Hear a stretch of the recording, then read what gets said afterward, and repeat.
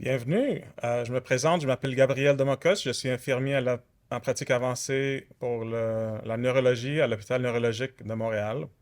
Alors, aujourd'hui, je vais vous expliquer les soins de base pour les patients ayant une trachéostomie.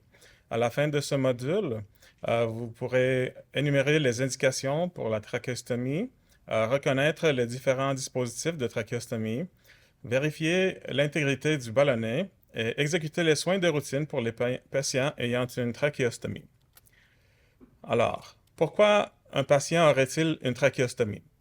Euh, une trachéostomie, c'est une ouverture chirurgicale sur le devant de la gorge, donc un trou qui va dans la trachée. Euh, Typiquement, cela est fait pour contourner une obstruction des voies respiratoires supérieures, donc une tumeur dans la bouche, dans le larynx, un objet autre dans la bouche, euh, des traumatismes quelconques, voilà. Euh, Autrement, c'est pour préserver la perméabilité des voies respiratoires en cas d'autres traumatismes ou de chirurgie. Il y a certaines chirurgies qui empêchent, qui bloquent les voies respiratoires. Euh, à part de ça, c'est pour protéger les voies respiratoires si le patient n'en est pas capable. Certaines maladies neurologiques peuvent causer des problèmes avec les muscles et les structures qui permettent de protéger la voie respiratoire ou peut-être avec les réflexes de tout. Finalement, c'est pour faciliter la ventilation à long terme. Il y a certains patients qui ont besoin d'être ventilés perpétuellement ou pour plusieurs années. Et ce n'est pas pratique d'avoir un tube oropharyngique, orotrachéal pour ces patients-là. Donc, ils ont besoin d'une trachéostomie. Alors, typiquement, pour des patients qui ont une trachéostomie temporaire, euh, on peut voir ici le parcours clinique. Donc, premièrement, il y a l'insertion. Euh, dans le trou, on pose un dispositif qui aide à garder le trou ouvert et facilite les soins. Ensuite, on fait la prise en charge initiale. Il y a des équipes dédiées à tous les sites du CUSM pour faire le suivi de ces patients. Ils sont toujours suivis par l'équipe ORL. Euh, Ensuite, au fur et à mesure que le patient va de mieux en mieux, et de plus en plus capable de bien respirer et de protéger ses voies respiratoires ou quoi que ce soit, on commence à utiliser une valve phonatoire. Ensuite, on essaie de boucher le tube, le dispositif, pour voir si le patient est capable de respirer par les voies normales. Et si c'est affirmatif, donc on peut décanuler, c'est-à-dire enlever le dispositif et fermer le trou euh, pour permettre au patient de retourner à son état initial. Donc, il y a quelques sortes de dispositifs pour la trachéostomie. Les plus communes au CUSM sont les Shiley Flex. Il y a des Shiley Flex avec ballonnet, sans ballonnet, avec des canules internes jetables et réutilisables. Donc, vous allez voir les codes sur les dispositifs et sur les boîtes. Il y a aussi trois tailles qu'on utilise couramment, mais il y en a d'autres si nécessaire, mais typiquement, les patients ont un 4, un 6 ou un 8. Donc, plus, plus le numéro est petit, plus le dispositif est petit. Donc, sur le devant du dispositif, vous pouvez voir plusieurs choses, mais ce code que vous remarquez sur le côté droit est vraiment ce qui explique la nature du dispositif. Le premier numéro, c'est la grandeur. Donc, celui-là, c'est un 8, donc c'est assez gros. Les deux lettres suivantes indiquent s'il y a un ballonnet ou non. On va voir qu'il y a d'autres moyens de déterminer si oui ou non il y a des ballonnets dans le dispositif. Les chiffres suivants sont le diamètre externe, mais ce n'est pas vraiment pertinent pour les soins infirmiers, donc c'est juste à titre indicatif. Finalement, la dernière lettre, ça indique si la canule interne est jetable ou réutilisable. Comme vous pouvez voir ici, il y a la lettre R qui indique que c'est réutilisable. Euh, Dans le dispositif en bas, c'est la lettre A qui indique que c'est un dispositif avec une canule interne jetable. Avec ou sans ballonnet. Donc, on peut voir sur le dispositif à gauche qu'il y a euh, un, un élément extra. Donc, on appelle ça le ballonnet euh, indicateur. Donc, ça, c'est les différentes parties du dispositif. Euh, la canule externe, la canule interne, la collerette, c'est la plaque sur le devant de la gorge où il y a tous les codes. Le ballonnet que vous voyez au bas du tube, ça, c'est quelque chose qui aide à bloquer la trachée. Et finalement, on peut voir dans le bas à gauche, l'obturateur, c'est un élément du dispositif qui facilite l'insertion euh, dans le trou chirurgical. Donc, ça, c'est un élément qui est seulement utilisé pendant l'insertion. Euh, donc, le ballonnet indicateur est connecté par le petit tube que vous voyez au ballonnet interne. Donc, c'est ça qui nous permet de gonfler et de dégonfler le ballonnet interne. Donc, quand le ballonnet est gonflé, ça permet la ventilation sans fuite d'air. Donc, généralement, c'est seulement les patients qui sont ventilés mécaniquement, donc avec un ventilateur qui ont besoin d'avoir le ballonnet gonflé. Ça permet d'éviter des fuites d'air euh, sur le côté du dispositif. Donc, ça permet aussi d'éviter que les sécrétions et autres fluides rentrent dans la trachée, mais c'est pas 100%. Donc, il ne faut pas être trop cavalier avec les interventions. Il y a toujours des risques de micro-aspiration. Euh, pour un ballonnet dégonflé, c'est comme un état euh, intérimaire.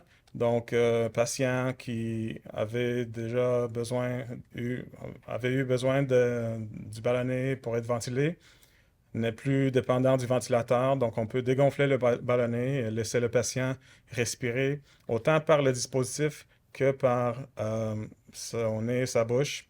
Comme vous voyez à droite, le parcours de l'air.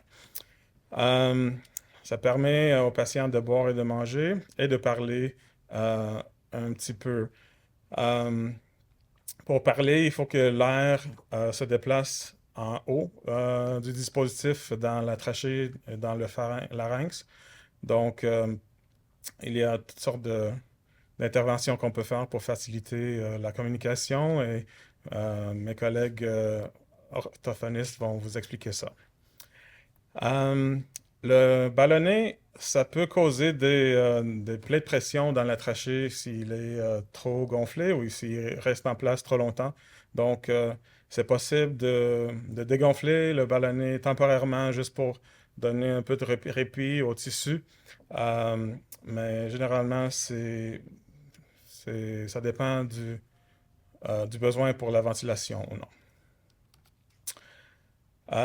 Donc, le ballonnet externe, donc c'est au bout du petit tube et ça montre, ça indique si le ballonnet interne est gonflé ou non. Euh, on peut, on peut le serrer un petit peu avec les doigts pour sentir subjectivement s'il y a de l'air dans le système.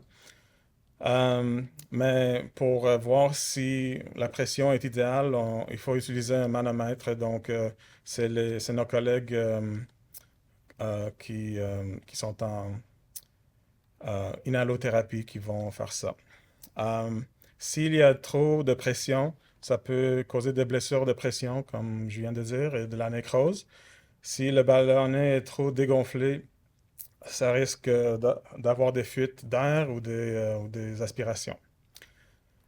Euh, donc, une fois que le patient n'a plus besoin du ballonnet, euh, c'est idéal de faire changer le dispositif pour un qui est juste sans ballonnet. Même si c'est mieux pour le patient qu'avoir le ballonnet dégonflé, parce que même dégonflé, le ballonnet peut irriter la muqueuse de la trachée et il y a juste aussi d'autres problèmes, des risques d'erreur là, s'il y a le ballonnet qui est là.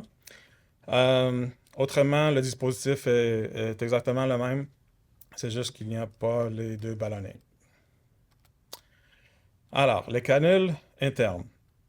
Il y en a qui sont réutilisables et il y en a qui sont jetables. Pour l'utilisation à l'hôpital, on, on privilégie les canules jetables parce que c'est plus facile et pour les infirmières et les inhalos, c'est plus rapide, c'est plus efficace et il y a un certain risque moindre pour les erreurs. Mais quand les patients retournent chez eux, c'est beaucoup trop dispendieux, généralement, qu'ils s'achètent à tous les jours deux nouvelles canules réutilisables. Donc, jetables. Donc, on leur échange le dispositif pour un qui est avec canule réutilisable. Donc, cette canule-là elle peut être nettoyée et réutilisée.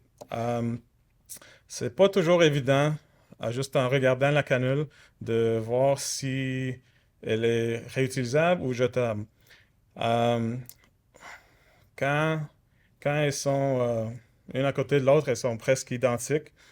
La seule chose, c'est que la canule jetable a un, c'est en relief Do Not Clean dessus. Donc, ce n'est pas noir sur blanc comme dans l'image. C'est vraiment fin, il faut regarder d'un certain angle dans la lumière. Donc, c'est très important de savoir quelle sorte de canule vous devriez avoir et de la vérifier quand vous la nettoyez ou quand vous la changez. C'est très important de ne pas jeter les canules réutilisables parce qu'elles sont beaucoup plus dispendieuses que les jetables. Euh, il y a certains patients qui ont besoin de dispositifs qui ont une géométrie différente. Donc, pour ces patients-là, on a des dispositifs allongés, donc XLT. Il y a le XLT proximal et distal. Pour la proximale, c'est le bout qui est proche de la sortie, qui est plus long. Donc, c'est pour des patients qui ont beaucoup de gras sous-cutanés ou d'autres problèmes anatomiques sur le cou. Et pour la distale, c'est pour des problèmes anatomiques dans la trachée. Donc, vous pouvez voir s'il y a des masses ou de la sténose qui empêche l'insertion d'une canule normale. Il faut utiliser une canule XLT. Des fois aussi, on change pour une canule XLT pour changer le mal de place si la trachéostomie régulière est là depuis très longtemps et que ça commence à causer des plaies de pression. On peut choisir d'utiliser une XLT. C'est important de noter que les canules internes XLT sont toujours jetables. Donc, il n'y en a pas qui sont réutilisables. Un autre type de dispositif, c'est les dispositifs fenestrés. Donc, comme vous voyez, il y a des petits trous dans le dispositif qui permet à de l'air de passer à travers. Donc, ça, c'est pour des patients qui ont évidemment pas besoin de du ballonnet, qui ont un certain besoin d'avoir plus d'air qui passe dans leur larynx et dans leur bouche. Ça permet la phonation on l'utilise pas très très souvent au CUSM parce que ça cause des problèmes des fois. Ça peut causer de l'hypergranulation et de l'irritation juste à cause de ces trous-là. C'est important aussi de mettre une canule complète, non fenestrée, avant de suctionner ces patients-là pour éviter que le cathéter passe à travers les trous. Une petite note sur les patients pédiatriques. Donc, les bébés de moins d'un an ont des trachées très petites. Donc, leurs dispositifs n'ont pas de ballonnet, pas de fenêtre, pas de canule interne. C'est juste trop petit. Pour les enfants de plus de 1 an, il y a les dispositifs pédiatriques et vous pouvez voir les différentes grandeurs disponibles. Euh, Si un enfant a besoin d'une trachéostomie chroniquement, c'est important d'être à l'affût de fuite. Au fur et à mesure que l'enfant grandit, il va avoir besoin d'un dispositif plus grand. Euh, pour les enfants, c'est important de faire la succion 2 fois par jour minimalement pour éviter que ça bloque, surtout quand ça n'a pas de canule interne. Donc, quand vous rentrez dans la chambre d'un patient avec une trachéostomie, que devez-vous vérifier? Vous devez vérifier la trachéostomie, comprendre pourquoi que le patient a cette trachéostomie, depuis quand qu'ils l'ont, quel type de dispositif. Est-ce que la canule interne est perméable ou bloquée? Évidemment, c'est important. Est-ce que le ballonnet est gonflé ou dégonflé? Est-ce qu'il devrait être gonflé ou dégonflé? Est-ce que les cordons sont attachés de façon sécuritaire? Il faut laisser un espace pour 2 doigts entre le cou et le cordon. Est-ce que le pansement est propre? Est-ce que l'équipement auxiliaire est fonctionnel? Ça, c'est l'équipement pour la succion, l'équipement pour l'humidification et l'oxygène. Il faut vérifier si les alarmes du ventilateur sont bien engagées et audibles. Nous voulons aussi vérifier si les tubes du ventilateur sont bien supportés et pas écrasés. Pour l'évaluation de l'état respiratoire, il faut évidemment faire les signes vitaux avec la saturation et la fréquence respiratoire. Il faut évaluer si le patient a une respiration laborieuse, des problèmes de la détresse respiratoire. Est-ce que le patient est bien synchronisé avec le ventilateur? Des fois, on peut voir que le patient il tousse. Euh, c'est peut-être parce que les paramètres du ventilateur ne sont pas idéaux. Il faut évaluer les sécrétions, la force de l'atout du patient et évaluer pour des signes et symptômes d'infection.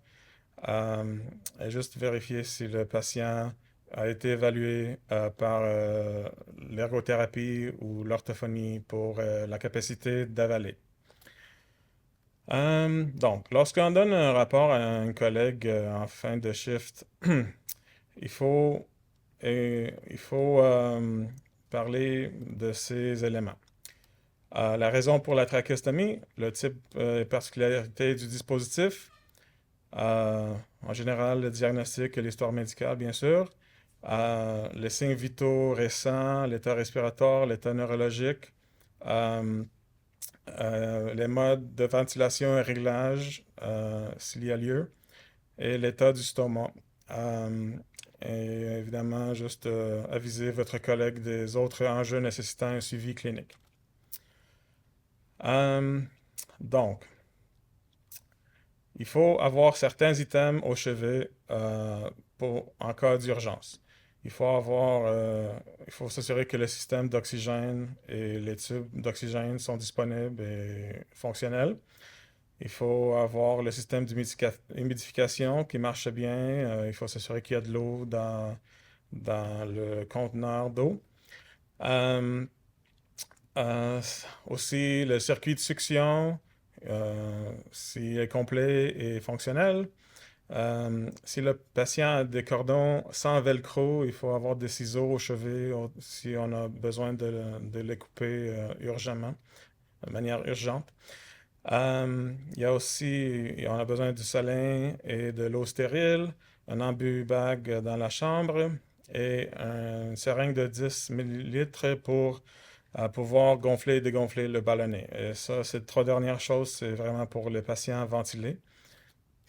On a besoin de lubrifiant et de gaz 10 par 10, d'une canule ou de plusieurs canules internes supplémentaires et de dispositifs de trachéostomie additionnels scellés dans leur boîte. Il en faut un de la taille présente et un d'une taille plus petite s'il y a lieu. Donc, si le patient a déjà la plus petite, c'est suffisant d'avoir juste un autre dispositif taille 4. Euh, Quelques mots sur les EPI. Ça change très souvent.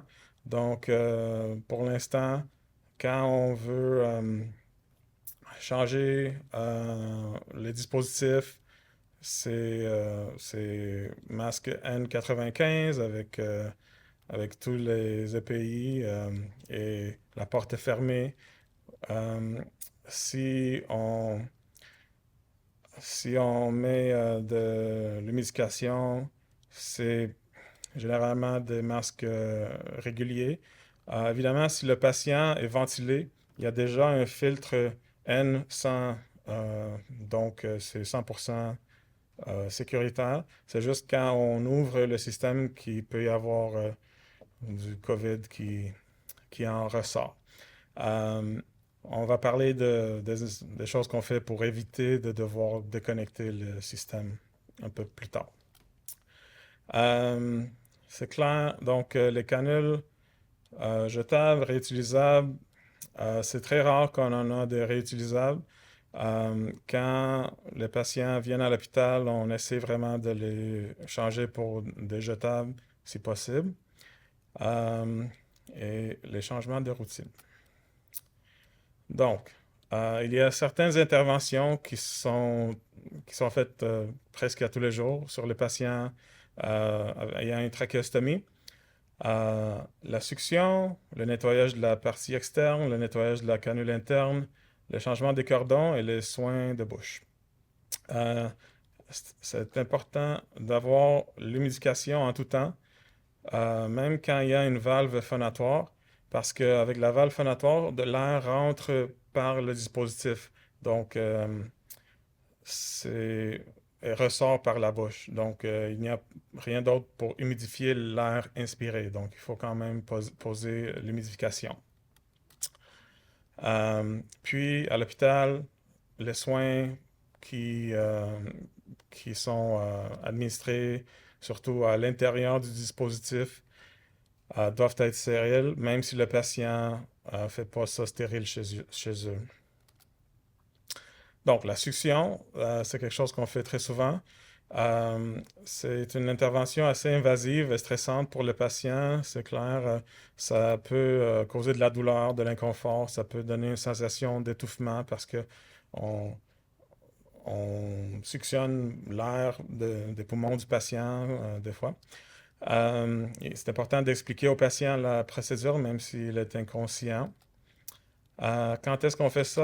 On fait ça quand on en a besoin. Donc, s'il y a des sécrétions, si le patient est en détresse respiratoire, c'est important de suctionner, mais si le patient n'a pas de sécrétion, ce n'est pas nécessaire de faire la succion. C'est clair que la fréquence dépend de plusieurs facteurs, mais généralement, c'est la quantité et la qualité des sécrétions. Donc, quand c'est nécessaire. Quand il y a de l'inconfort causé par les sécrétions, le patient va vous demander de les suctionner. Si vous trouvez que le patient est agité ou baisse de l'état de conscience, euh, c'est une bonne idée d'évaluer leur état respiratoire et de suctionner. Euh, si le patient est incapable de faire sortir les sécrétions, ce qui est tous les patients qui sont ventilés, donc il faut aller chercher les sécrétions.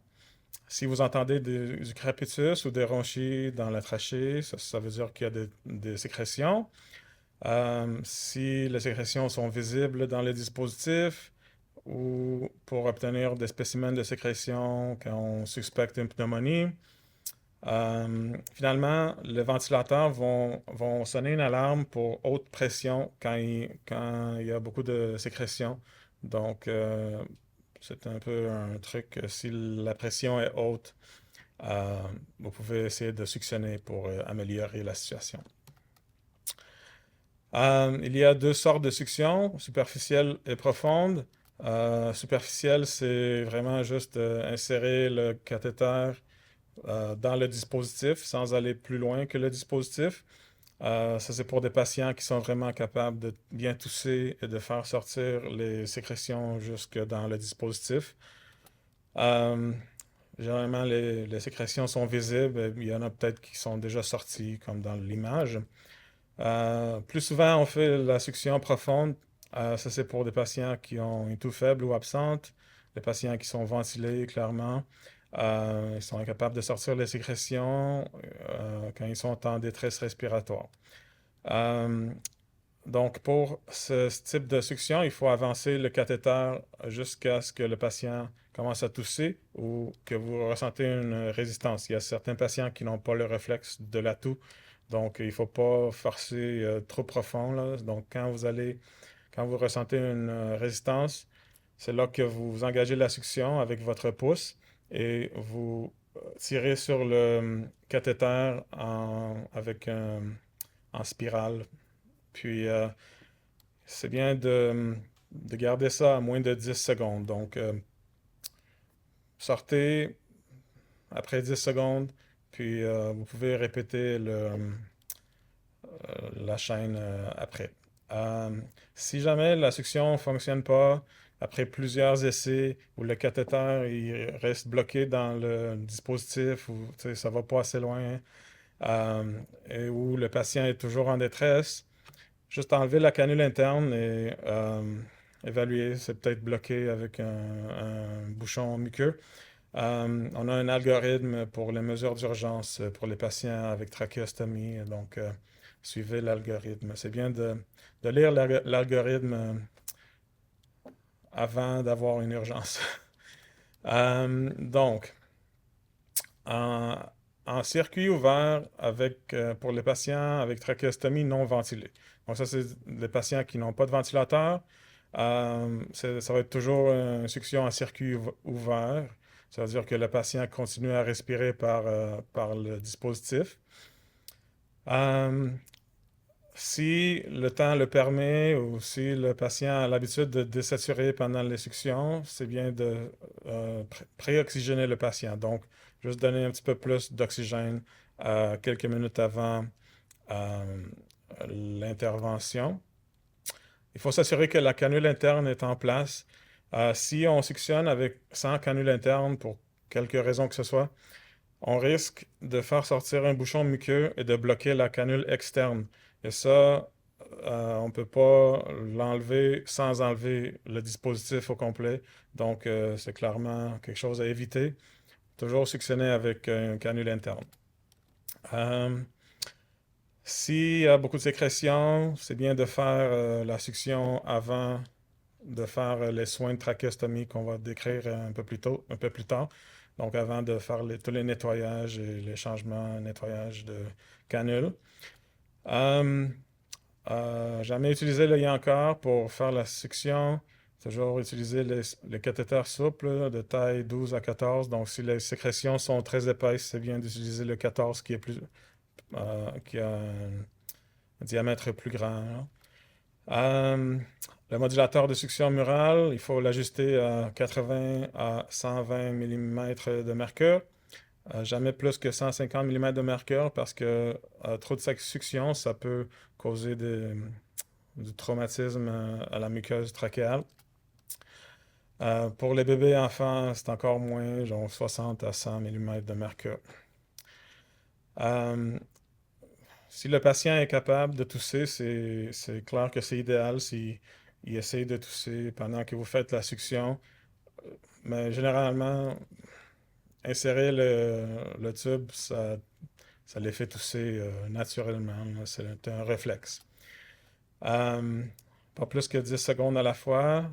C'est bien de donner des pauses entre les essais de succion. Euh, Ensuite, c'est pas une bonne idée de faire la succion intermittente en sortant le cathéter. Donc, il y a certains temps qu'on faisait, c'était comme intermittent, on bloquait, on relâchait. Ça aide pas. Il faut juste garder la succion constante, sortir le cathéter. Si vous trouvez qu'il reste de quoi, ben, vous rincez le cathéter avec du salin et vous allez encore une fois. Et vous répétez jusqu'à temps que les voies respiratoires sont dégagées ou que vous déterminez que c'est bon d'inspecter la canule interne elle-même. Euh, donc, en circuit ouvert pour les patients ventilés. Euh, donc, ça, c'est les patients qui sont connectés au ventilateur. Euh, la procédure, c'est vraiment identique, sauf qu'il faut évidemment déconnecter le ventilateur au niveau du dispositif de trachéostomie. Euh, c'est bien d'avoir une petite serviette sur la poitrine du patient parce qu'il y a comme de l'eau, du salin qui vont éclabousser un petit peu. Donc, juste avoir un lieu propre où déposer le tube du ventilateur. Euh, donc, ensuite, vous déconnectez le ventilateur et vous suctionnez. Vous faites un épisode de succion qu'on vient de démontrer. Et vous devez reconnecter le ventilateur pour donner au patient l'opportunité de bien respirer, de récupérer avant d'y aller encore une fois si nécessaire. Donc, c'est bien de donner comme une minute ou deux au patient pour bien respirer et retourner à l'oxygénation normale. Il y a aussi l'option de faire une succion en circuit clos.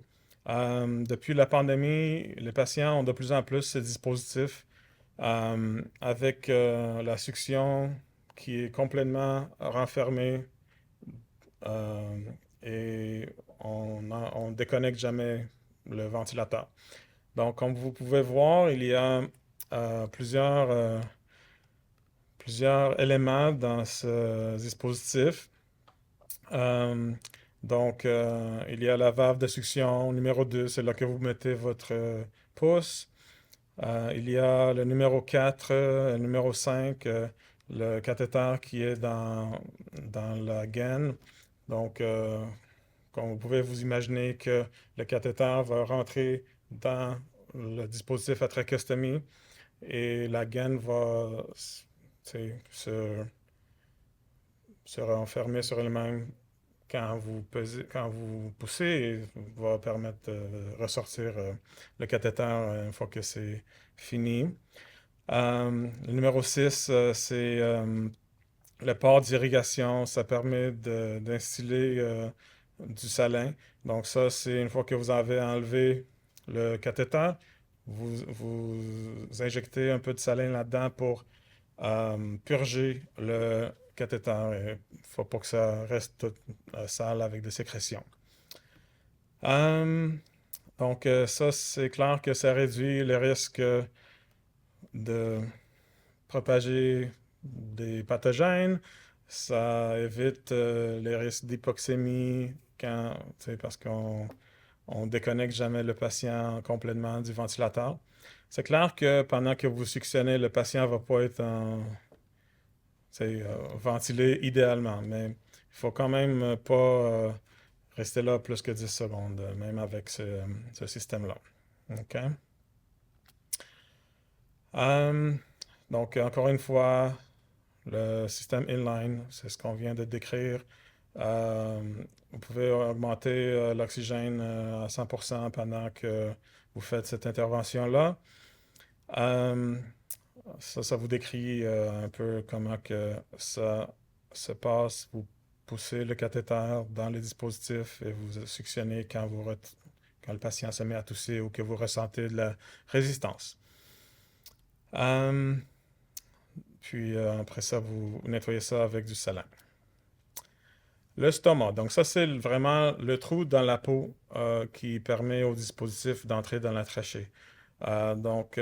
C'est une stomie comme une colostomie. Donc, il faut garder ça bien propre pour promouvoir la guérison et éviter les complications. Il faut nettoyer à tous les 12 heures et quand c'est nécessaire, si le pansement est très souillé, il faut le changer et faire le nettoyage encore. Quelques astuces. Les cotons-tiges imbibés de salin, c'est vraiment utile pour aller en dessous de la collerette. Euh, c'est vraiment pas évident de pousser des gaz dans cet espace-là parce que c'est très serré souvent. Euh, il faut tout le temps sécher le stomac après l'avoir nettoyé. Il faut vérifier pour des points de pression. Donc, la collerette peut rester comme, puis pousser sur la peau avoisinante et causer des plaies de pression. Donc, il faut être à l'affût et rapporter ces situations-là au médecin s'il y a lieu. Si le patient est ventilé, on veut bien positionner les tubes du ventilateur dans leur support pour éviter que les tubes tirent sur le dispositif et causent des points de pression. Ce n'est pas nécessaire ni recommandé d'utiliser du peroxyde sur la peau des patients, surtout sur l'estomac. Ça peut causer de l'irritation et ce n'est pas nécessaire. Euh, bon, des fois, on a des patients avec des canules internes réutilisables. Et donc, il ne faut pas les jeter, il faut les nettoyer.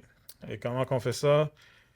Pour assurer leur perméabilité, on fait ça tous les 12 heures. Et en cas d'accumulation importante de sécrétion ou de sang dans la canule, c'est un peu la même chose que pour les canules jetables, mais ce qu'on fait, on utilise du peroxyde.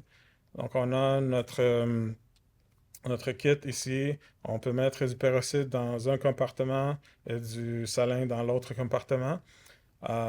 Donc, il faut sortir la canule interne réutilisable. Si le patient est ventilé, euh, ça prend trop longtemps le nettoyage pour les laisser non ventilés. Donc, il faut mettre une canule jetable le temps de nettoyer la canule réutilisable. Puis après ça, on va jeter la canule jetable tout de suite.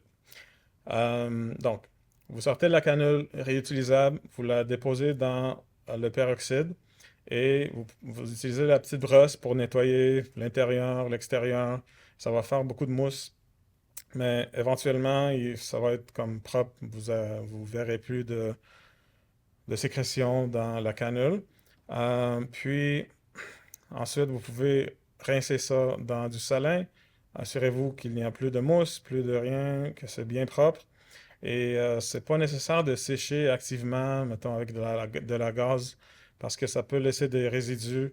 C'est pas nécessaire. Vous pouvez juste le shaker un peu, puis ça va être bien suffisant. Euh, Puis après avoir fait le nettoyage, prenez les signes vitaux, juste s'assurer que c'est bien en place. Quand vous insérez les canules internes, ça fait un petit clic et c'est comme ça que vous savez que c'est bien en place. Si vous avez un patient avec canule interne jetable, c'est beaucoup moins compliqué.